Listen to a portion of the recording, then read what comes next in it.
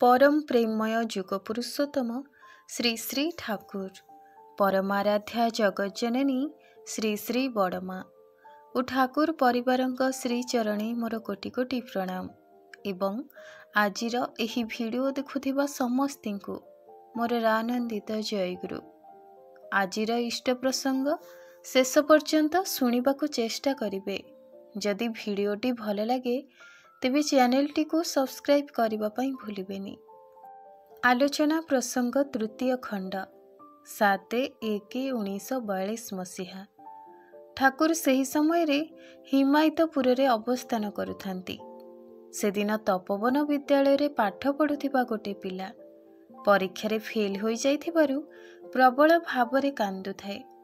सेतेबेले समय प्राय होइथाए सकाळ 8टा। तेणु आश्रम प्रांगण रे पारा मानंकु किछि खाद्य खाइबाकु दिया जाइथाए। सेमाने ताकु खुंटी खुंटी खाउथांती आउ ठाकुर निकट रे बसी सेमानंकु सस्नेही देखुथांती। एहारी भितरे हठात ठाकुरंकर सही पिलाटी उपरे नजर पड़िला। तेणु ठाकुर ताकु पचारिले, किरे बाबा कौन हेछि तोर, एपरि कांदुछु काहेकि? एहा परे पिलाटी कहिला, मो परीक्षा रे कृतकार्य होई पारिनी, सेथिपाई मते खूब खराप लागुछि।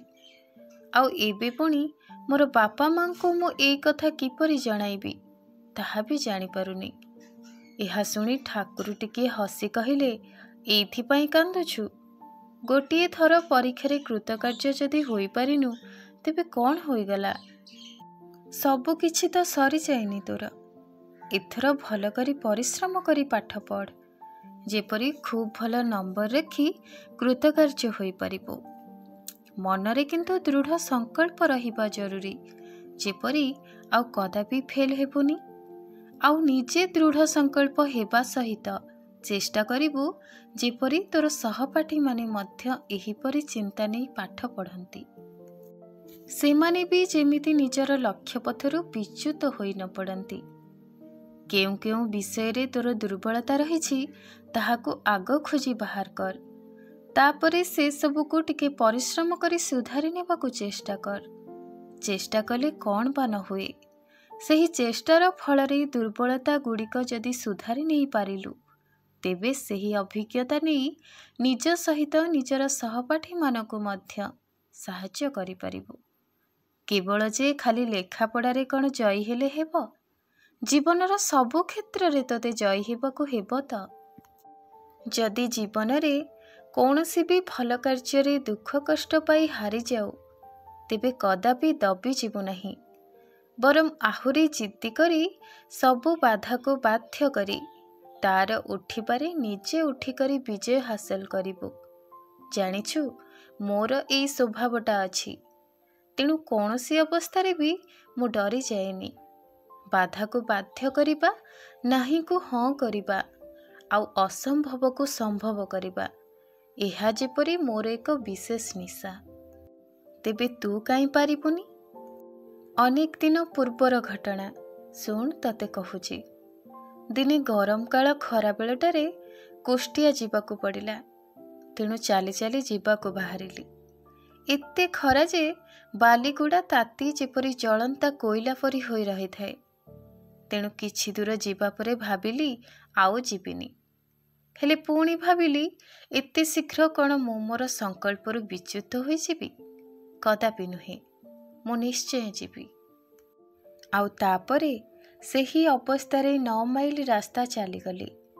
सेते बेलकु पादरे फोटका होई सारिलाणी, तथापि दबिलिनी। जिद्दीटा एते प्रबल थिला जे पादर कष्ट संबंधरे कौनसी खियाल ही नहीं। कुष्टियारे पहुँचीबा परे खियाल हेला जे पादर कौन अवस्था होईछि। से दिनटा तो बीतीगला। ता पर दिन द्विप्रहर बेले पुणी पावना फेरी आसिबार कथा। तेणु भाबिली एही अवस्थारे पुणी पावना फेरी पारुछि कि नहीं। पादर कष्ट कथा भाबी टिकिए तो सिहिरी उठिथिली, हेले पुणी चिंता कली भय बा दुर्बलता को कदापि प्रश्रय देबा ठीक नुहे। तेणु बाहरी पड़िली पादर सही पूज टलटल घारे। आउ आसी पावनारे पहुँची गली। तेणु कौनसी भी भल विषय हटिजिबाटा मो निकटरे खूब अपमानजनक मने हुए। आउ तुमे सबु तो मोरी पिला, तेणु तुम मानक मध्यरे भी एही स्वभावटा मोर देखिबाकू इच्छा करे। सेथिपाई तते कहूची, तू आगकू एपरी आंटो होई छिड़ा हेबु जे जेपरी फेल भी तो निकटरे फेल होई जिवो। कौन कहूचु, एई खेलटा तू पारिबुनी? उत्तरे फेल होइथिबा सेही पिलाटी बेश फूर्ति और आनंदरे ठाकुरଙ୍କୁ कहिला, आपणक कथा शुणी मने हेउची मु सबु ही पारिबी, आउ निजकू कदापि फेल हेबाकू देबिनी। एहा शुणी ठाकुर ताकू कहिले, हाँ साबास बाबा, तेबे जहा भी कर देहटा ठीक रखी करिबु, सर्वदा मने रखिबु। एपरी कृति हेबु जे जेउथिरे तोर बापा मांकर मुख उज्जवल हेबो, आउ मो पाई तोते बड़ हेबाकू ही हेबो। एहा परे पिलाटी आनंद मुखर होई अश्रुल नयनेरे ठाकुरଙ୍କୁ भूमिष्ठ प्रणाम जणाई घरକୁ फेरीगला। आउ परवर्ती समय परीक्षारे कृतकार्य मध्य हेला। तेबे ठाकुरଙ୍କର एही कथा गुड़िक खाली कण सेही पिलाटी पाई थिला? प्रकृତରେ ता नुहे। ठाकुर सेही हताशा भरा पिलाटीर मन को दृढ़ करने सहित आम समस्तिଙ୍କୁ मध्य अम्लान चेष्टार कथा बुझाइछन्ति। सेथिपाई सत्यानुसरण रे ठाकुर कहिछन्ति, हटिजिबाटा दुर्बलता नुहे, किंतु चेष्टा न करिबा ही दुर्बलता। तुमे कौनसी किछि करिबाकू प्राणपणे चेष्टा करी मध्य जदि विफल मनरथ हुओ, तेबे क्षति नहीं, तुमे छाड़ नहीं, सेही अम्लान चेष्टा ही तुमको मुक्ति आड़कू नहीं जीव।